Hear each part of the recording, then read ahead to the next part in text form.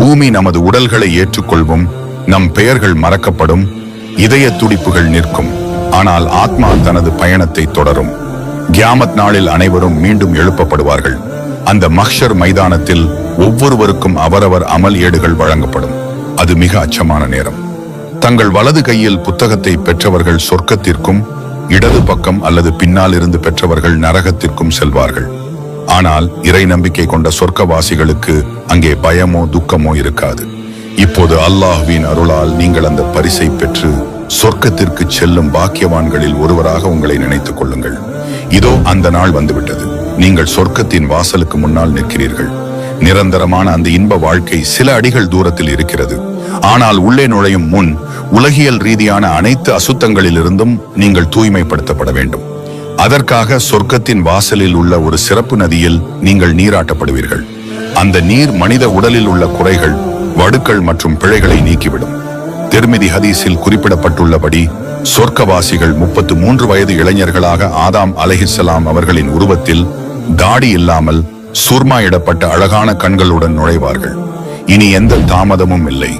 அந்த புனித நீரை குடித்து உள்ளும் புறமும் தூய்மையான பிறகு நீங்கள் ஜன்னத்தின் வாசலை அடைவீர்கள். அங்கே சொர்க்கத்தின் காவலாளியான மாபெரும் வானவர் ரித்வான் அலைஹிஸ்ஸலாம் அவர்கள் உங்களை வரவேற்க காத்திருப்பார்கள். சொர்க்கத்திற்கு 8 வாசல்கள் உள்ளன. நீங்கள் உலகில் செய்த நற்செயல்களே நீங்கள் எந்த வாசல் வழியாக நுழைவீர்கள் என்பதை தீர்மானிக்கும். எல்லா வாசல்களின் மீதும் லா இலாஹ இல்லல்லாஹ் முஹம்மதுர் ரசூலுல்லாஹ் என்று எழுதப்பட்டிருக்கும். உங்கள் அமல்களை பொறுத்து உங்களுக்கான வாசல் திறக்கும். முதலாவது வாசல், உலக வாழ்வில் தொழுகையை உயிரினும் மேலாக மதித்து அதை உரிய நேரத்தில் பேணுதலோடு நிறைவேற்றியவர்கள் இந்த வாசல் வழியாக கண்ணியத்துடன் அழைக்கப்படுவார்கள். இரண்டாவது வாசல், நோன்பு. இறைவனுக்காக பசியையும் தாகத்தையும் பொறுத்து கொண்ட நோன்பாளிகளுக்கான சிறப்பு வாசல் இது. இதன் வழியாக நுழைபவர்களுக்கு இனி ஒருபோதும் தாகமே ஏற்படாது. மூன்றாவது வாசல், சதகா, தர்மம்.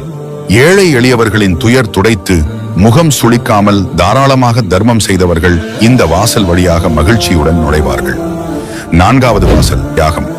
இறை வழியில் தங்கள் உயிரையும் உடைமையையும் தியாகம் செய்து சத்தியத்தை நிலைநாட்ட போராடிய வீரர்களுக்கான பிரம்மாண்டமான வாசல் இது.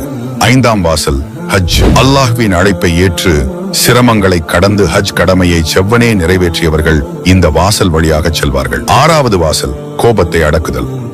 கடுமையான கோபம் வரும்போதும் அல்லாஹ்வுக்காக அதை விழுங்கிக் கொண்டு. ஏழாவது வாசல், பாபல் ஈமான், தவக்கல். இறைவன் மீது முழுமையான நம்பிக்கை, தவக்கல் வைத்து கேள்வி கணக்கின்றி சொர்க்கத்தில் நுழையும் பாக்கியம் பெற்றவர்கள் இந்த வலதுபுற வாசல் வழியாக செல்வார்கள். எட்டாம் மற்றும் கடைசி வாசல், இறை தியானம். தங்கள் நாவுகளால் எப்போதும் இறைவனை துதித்துக் கொண்டும் அதிகம் திக்கர் செய்து கொண்டும் இருந்தவர்கள் இந்த வாசல் வழியாக சொர்க்கத்தை அடைவார்கள். இந்த வாசல்களை உலகின் சாதாரண கதவுகளைப் போல நினைக்காதீர்கள். இவை மனித கற்பனைக்கு எட்டாத பிரம்மாண்டமானவை. உங்கள் வாசல் திறக்கும் போது ஒரு மென்மையான சுகந்த காற்று உங்கள் முகத்தை தழுவும். உலகின் மிகச் சிறந்த நறுமணத்தோடும் ஒப்பிட முடியாத ஒரு வாசனை உங்கள் ஆன்மாவை ஆட்கொள்ளும்.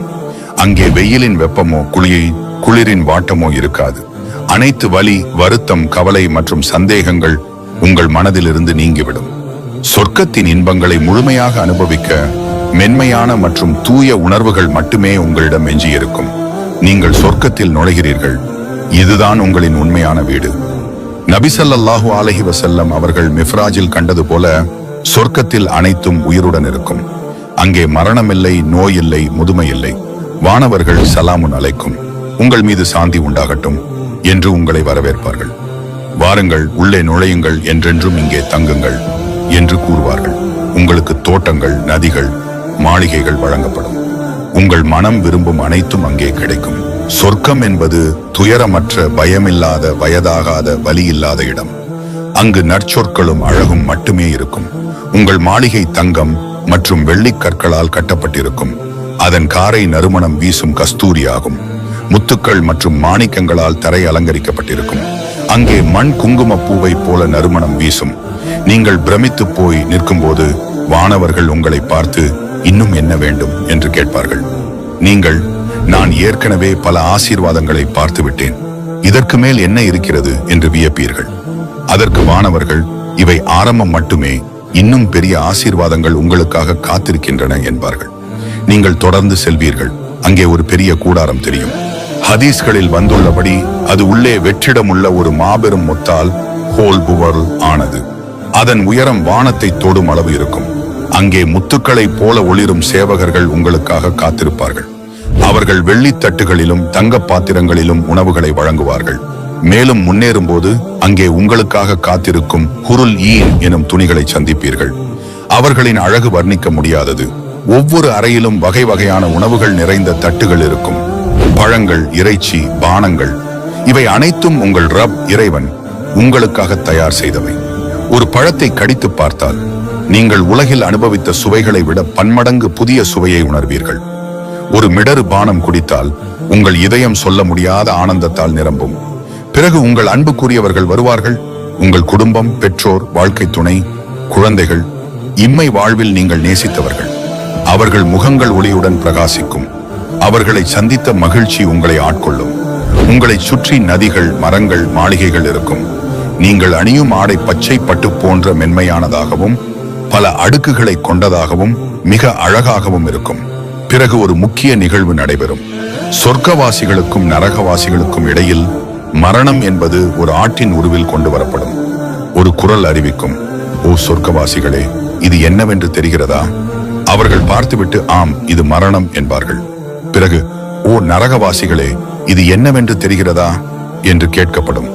அவர்களும் ஆம், இது மரணம் என்பார்கள். பிறகு இறைவனின் கட்டளைப்படி அந்த ஆடு அறுக்கப்படும். அதாவது மரணமே மரணித்துவிடும். பின்னர் ஒரு குரல் அறிவிக்கும், சொர்க்கவாசிகளே, நீங்கள் நித்தியமாக வாழப்போகிறீர்கள். இனி உங்களுக்கு மரணம் இல்லை. நரகவாசிகளே, நீங்களும் நித்தியமாக இருப்பீர்கள். இனி மரணம் இல்லை. இது சொர்க்கவாசிகளுக்கு எல்லையற்ற மகிழ்ச்சியையும் நரகவாசிகளுக்கு தீராத கை சேதத்தையும் தரும்.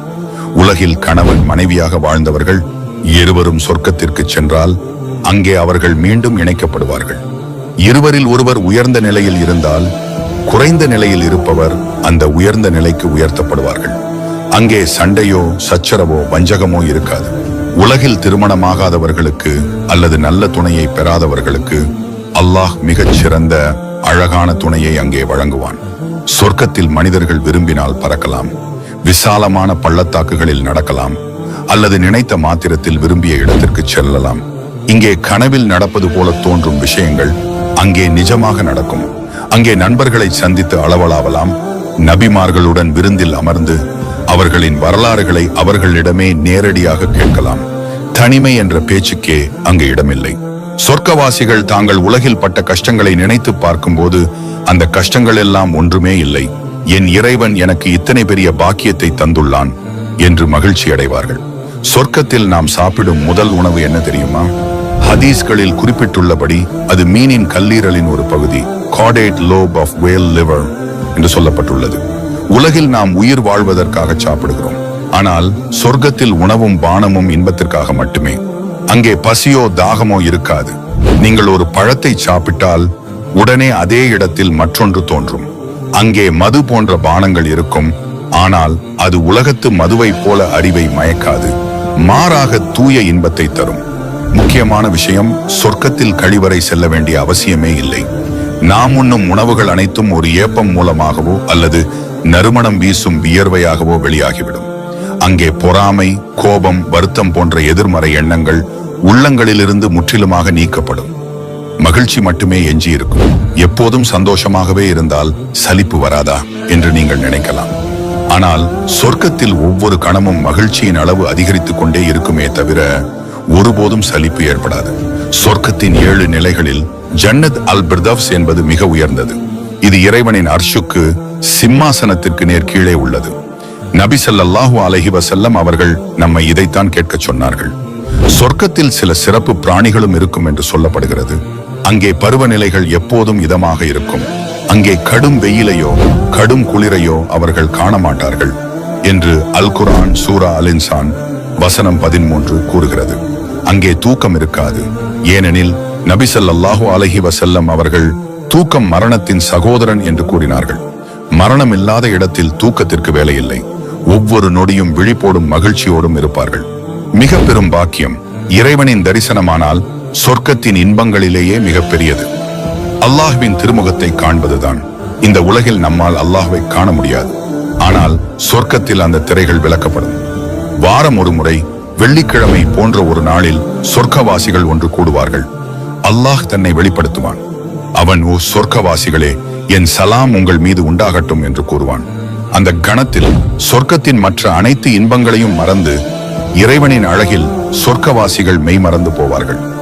நாங்கள் உன்னை திருப்திப்படுத்தினோம், நீ எங்களை பொருந்திக் கொண்டாய், இதுவே எங்களுக்கு போதும் என்று அவர்கள் கூறுவார்கள். இதுதான் வெற்றியின் உச்சம். சொர்க்கத்தில் தூபா என்றொரு மரம் உள்ளது. அதன் நிழல் எவ்வளவு பெரியது என்றால் ஒரு குதிரை வீரன் அதன் நிழலில் 100 ஆண்டுகள் பயணித்தாலும் அதை கடக்க முடியாது. ஒவ்வொரு சொர்க்கவாசியின் வீட்டுக்கும் அதன் கிளைகள் செல்லும். அங்கே அல் கௌசர் என்ற நதி ஓடுகிறது. இது நபி முஹம்மது ஸல்லல்லாஹு அலைஹி வஸல்லம் அவர்களுக்கு வழங்கப்பட்ட பரிசு. அதன் நீர் பாலை விட வெண்மையாகவும் தேனை விட இனிமையாகவும் இருக்கும். வாரத்திற்கு ஒரு முறை அங்கே ஒரு கடைவீதி கூடும். அங்கே யாரும் எதையும் வாங்கவோ விற்கவோ மாட்டார்கள். ஆனால் அங்கே வீசும் வடக்கு காற்று அவர்களின் முகங்களிலும் ஆடைகளிலும் நறுமணத்தை வீசி அவர்களை முன்னை விட அழகாக மாற்றும். அவர்கள் தங்கள் குடும்பத்தாரிடம் திரும்பும்போது குடும்பத்தார் அவர்களை பார்த்து, அல்லாஹ்வின் மீது ஆணையாக நீங்கள் சென்று வந்த பிறகு இன்னும் அழகாகிவிட்டீர்கள் என்று கூறுவார்கள். முடிவுரை சொர்க்கத்தில் நுழைவதற்கு பல வழிகள் உள்ளன. நபி ஸல்லல்லாஹு அலைஹி வஸல்லம் அவர்கள் கூறியது போல, உங்கள் குழந்தைகளை அன்போடு முத்தமிடுவது, அனாதையை அரவணைப்பது, நோயாளியை சந்திப்பது போன்ற சிறிய நற்செயல்கள் கூட உங்களுக்கு சொர்க்கத்தை பெற்றுத் தரலாம். கடைசியாக நரகத்திலிருந்து தண்டனை அனுபவித்துவிட்டு கடுகளவு ஈமான், இறை நம்பிக்கை உள்ள ஒரு மனிதர் இறுதியாக சொர்க்கம் நுழைவார். அவருக்கு இந்த உலகம் மற்றும் அதை போன்று 10 மடங்கு அளவுள்ள சொர்க்கம் வழங்கப்படும் என்று ஹதீஸில் உள்ளது. கடைசியாக நுழைபவருக்கே இவ்வளவு என்றால் உயர்ந்த அந்தஸ்தில் உள்ளவர்களுக்கு என்ன கிடைக்கும் என்று கற்பனை செய்து பாருங்கள். இந்த உலகம் தற்காலிகமானது. இது ஒரு பிரீட்சை கூடம். நமது உண்மையான வீடு சொர்க்கம். அதை அடைவதற்கான வழி ஈமான், நம்பிக்கை, நற்செயல்கள் மற்றும் ஹராமானவற்றை தவிர்த்தல். யா அல்லாஹ், எங்கள் பாவங்களை மன்னிப்பாயாக. எங்களையும் எங்கள் பெற்றோர்களையும் குடும்பத்தினரையும் ஜன்னத்துல் ஃபிர்தவ்ஸ் எனும் உயர்ந்த சொர்க்கத்தில் ஒன்று சேர்ப்பாயாக. இன்னும் இறை நம்பிக்கை இல்லாதவர்களுக்கு நேர்வழியை காட்டி அவர்களையும் சொர்க்கவாசிகளாக ஆக்குவாயாக. ஆமீன். இந்த பதிவு உங்கள் இதயத்தை தொட்டிருந்தால்